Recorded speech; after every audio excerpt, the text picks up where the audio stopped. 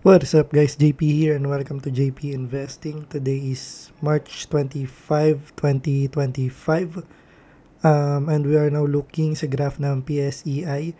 Actually, today is 7:35 AM and ang i-update natin is yung end kahapon which is March 24, 2025.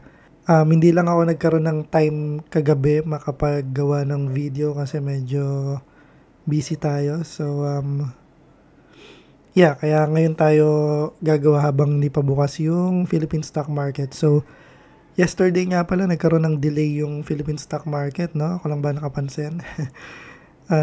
Nagbukas siya parang 11 pasado na 11 AM. So, medyo maraming nabahala. Akala na bug na or na hack na yung PSE. So, hindi naman pala. So, we are now looking again dito sa graph ng PSEI and nagko-consolidate siya ngayon around 6,300 hanggang siguro mga 6,000 level, no? So, feeling ko magko-consolidate to siguro at least a week na lang or days.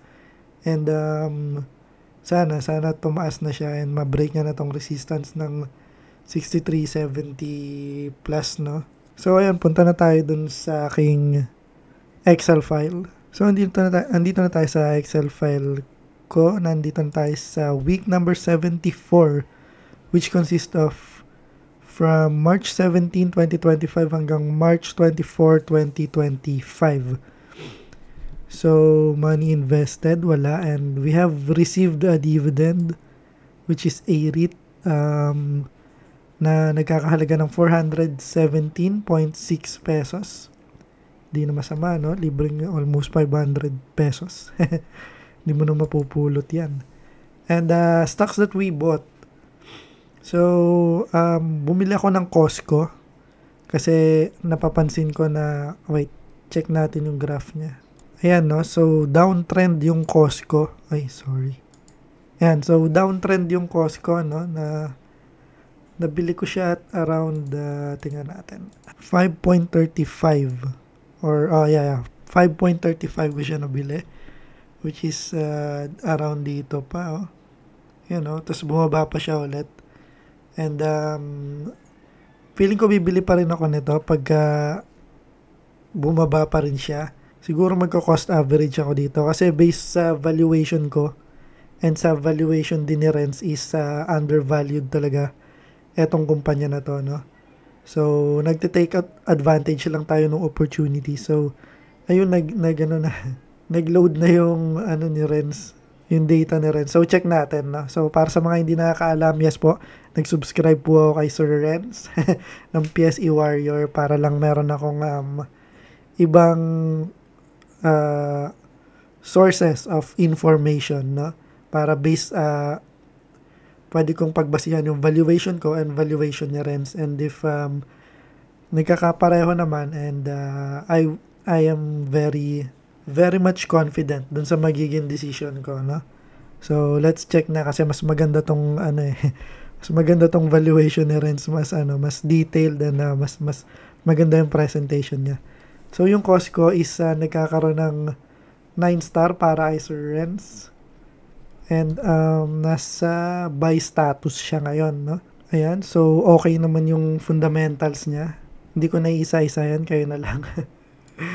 Pero actually, ito talaga yung gusto ko dito. Yung napakalaki nung cash available nila. 57.76 billion, no? So, malaking chance pa na na pwede pa siyang mag-grow, mag-capex, something like that.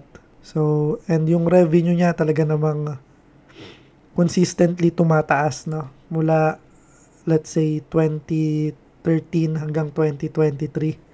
Talagang pataas ng pataas. And nasa 2023 is 214 na siya. And trailing 12 months is 228 na. So, pataas lang talaga siya. And I don't see bakit siya bumabagsak sa ngayon. no? And yung net income, same din, no?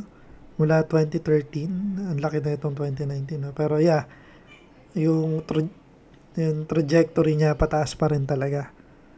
So, trailing 12 months is 8 billion na compared dun sa 2023 na 7.3 billion. And same with free cash flow, no? Laging mataas yung free cash flow niya. Ito yung hinahanap talaga natin sa isang kumpanya, di ba? Mataas or maganda talaga yung free cash flow para sa future capex, di ba? Alam mo yun. And then, syempre sa dividends, no? Hindi naman nagpapatalo to. Meron siyang 7.54% na dividend. And every year, pataas pa rin siya ng pataas. So, I don't see why hindi natin siya bilhin. Ngayon, no? Although, kahit na yung portfolio natin, naku, sobrang dami na. And tip ko nga lang din pala, guys. Meron na naman akong bibili na company na mag-IPO ngayon. Hulaan nyo na lang. Pero hindi ko muna siya i-disclose sa ngayon. Pagka nag-delist ulit. Pag nag-start na lang siya yung listing niya. No? Doon ka na lang din sasabihin. And pag nabili ko na rin siya. Yan. So, based sa valuation ni Sir Renz, ang Costco Capital ay nagkakahalaga ng 21.63 pesos. And meron itong buy below na 15.4 pesos. And magkano ang Costco ngayon? Diyos ko, 5.28. Ang layo dun sa buy below or kahit dun sa fair value o kaya kahit dun sa buy below price niya, no? And kahit sa akin yung fair value ko sa kanya talagang off the roof talaga. Sobrang undervalued nito. So yeah, balik na tayo dun sa ating Excel file. And bumili lang din ako ng bumili ako ng RFM din kasi eto na yung nasa yung nasa ayun, nauna pala yung RFM ko before yung SEC. Eto na yun nandun sa listahan natin ng mga susunod na bibilhin, no? Yung RFM, kaya yeah, bumili na rin ako. And GFC bumili rin ako kasi nga tingnan natin yung kanyang graph. So, bumili ako ng JFC kasi gusto ko lang i-take tong opportunity na to. Nakabili tayo ng JFC sa halagang buy dates. 237.6 and right now nasa 240 na siya. So, yeah, kahit pa paano tumaas na siya, no? After natin bumili. So, yeah, gusto ko lang talagang ma-take tong opportunity na to kaya ako bumili ng JFC. And I also plan to sell this pagka medyo maganda-ganda na yung kita.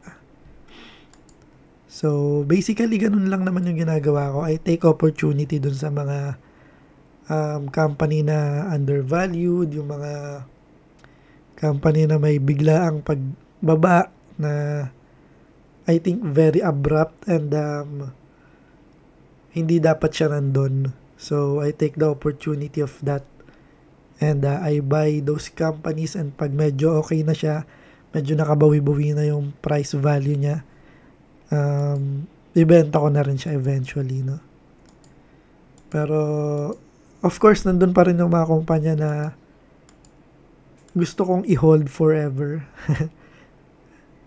Andyan yung mga malalaki na, yung mga conglomerate na, yung mga DMCI, Semirara, something like that. So, yeah. And stock that we sold, wala. And total market value, we have a total of 284,001.62 pesos. So, mula nung week number 72, bumaba siya. Week number 73. And tumaas na ulit siya ng week number 74. Nataasan niya na yung week number 72 natin. Kahit na hindi naman tayo nagdagdag hindi naman tayo nag-invest. So, unrealized gain, tumaas na rin siya. 16,718.85 compared dun sa last week na 15,000. And total dividends received, nadagdagan na rin. This is because dun sa A-rate natin na 417.6. And the total gains of 34,886.62. this is combined of the dividend and the capital gains, no? So percentage gain is 12.28 and we have a average monthly dividend of 911. Sakto pa. So yeah, 911. Malapit na mag 1,000 per month. And daily dividend of almost 30 pesos. No? And total market invested, same pa rin, 249,115 pesos. So, dividends given, nagbigay na yung A-REIT. And yung DMCI, DMCI yung FB. This is parang last week or last week pa. And nag-declare na rin ng dividend yung Semirara, which is 2 pesos per share. No? And makakuha tayo sa April ng 1,440 kung hindi ko nadadagdagan tong 800. Pero actually dun sa mga lineup ko, next ko nang bibili is yung Semirara. Eto. So, and looking sa Semirara ngayon, after nila mag-declare ng dividend, sana ba yun? Tingnan, check lang natin. No? Kasi kahapon sila nag-declare ng dividend. And napansin ko lang, after mag-declare, bumaba pa. Ewan ko hindi lang napansin ng mga tao, di ba? Pero usually kasi, di ba, pagka nag-declare ng dividends, tumataas to. So, if this will stay here, bibili ako mamaya pagbukas ng market. Bibili ulit ako para kahit pa paano madagdagan yung dividends natin. No? Kasi, ang huli kong bili sa kanya is SCC. 37.9 pa. Mas mataas. Pag bumili ako ng March, 37 pesos lang. Medyo mas mababa. Pero yung before ng February, ang huli kong bili sa kanya ay 33.7 ang layo na. Puro 33 pesos na pala to. Hanggang February, 32.8. So, ayun. Eto, sa Metrobank, makakuha tayo ng 724.5 and LTG 135. Ito na yung mga nag-declare na dividends. And, explain ko lang. Itong mga green, as usual, ito yung mga matatanggap ko na or na-declare na ng kumpanya. So, sigurado na itong matatanggap. Yung mga red naman, ito na yung mga nakuha ko na. And yung mga purple, ito naman yung mga projected value based dun sa pinakahuli nilang bigay na dividends, kung magkano yung dividends na binigay nila last time. So, projected lang to. And we have a total projected value na makukuha natin ng 2025 na nag-amount of 14,443.56 pesos. This is much larger than last year na nakakuha lang tayo ng 9,653.04 pesos. No? So, yeah, punta tayo sa buy dates.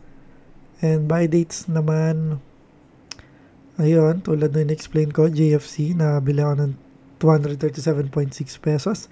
4 na board lot. Costco, nakabili ako ng 20 board lots pala to, no? 5.36 10 board lots and 5.35 10 board lots also. And ano pa ba? Yung RFM pala, no? Yung RFM, nakabili tayo ng 4.21 pesos sa dalawang board lot. Magkano na ba yung RFM ngayon? Check nga lang natin. Oh, sakto. 4.21 din. Pero hindi ako kahapon bumili. Bumalik lang din siya sa presyo niya. So yeah, with that, punta na tayo dun sa comparison ng aking portfolio. Ayan, so nandito na tayo sa comparison ng portfolio ko. Pinakahuli nating update is March 17, 2025 and today is hindi pala today. Yesterday is March 24, 2025 which is the cutoff of our weekly update na. So, A-REIT mula 39, same pa rin siya, 39. And ATI mula 18.6 naging 19.1 pesos na. CPG mula 0.55 naging 0.57 na. Then, C-REIT mula 3.15 naging 3.14, mababa konti. DMCI mula 11.47 naging 11.5. Konting taas. GT Capital mula 5.10 naging 5.07, medyo mababa ng konti. Keeper mula 2.42 naging 2.45. Konting taas. And Metrobank, LTG pala muna. LTG mula 11.98 naging 12.4. Yun, tumaas na siya. Then Metrobank mula 72.75. Ito, tumaas din to eh. Naging 73.6 pesos na yan. And Mega World mula 1.81 naging 1.85 na siya. So tumaas na rin. PPC mula 9.71 naging wow. Ay hindi. Ito naman kasing PPC. Ano to eh. Medyo illiquid kasi to eh. Kaya ganito kalaki yung tinataas na ito eh. Naging 10.2 na siya. And RFM mula 4.3 naging 4.21. And then Semirara mula 37.6 naging 37 na lang siya. Medyo bumaba ng konti. And we have a total market value of 284,001.62 pesos compared dun sa last week na 282,279.14 pesos. And we have a total portfolio gain. This is the capital gains only. We have 16,718.85 compared last week na 15,414.32. Ayan, so as you can see, medyo gumaganda na rin siya, no? Sana magtuloy-tuloy na. That's it for today ba? For this week. For this week's video, guys, maraming salamat sa patuloy na panonood at patuloy na pagsuporta. Panoorin nyo naman yung last video ko, ang konti lang na nanonood eh. And please do subscribe na rin. Please, sobrang daming mga nanonood pero hindi nagsusubscribe. Please do subscribe. Malaking tulong na po yun sa akin and para mapagpatuloy ko na rin itong investing journey ko, no? And kahit naman pala hindi masyadong may subscribers, magpapatuloy pa rin ako because this is for my future self, no? Para pwede kong balik-balikan yung journey ko nung ganito pa lang yung investing ko and sa future hoping na mataas na siya, no? So with that being said, maraming salamat and that is all. Thank you guys. Please do subscribe and bye-bye.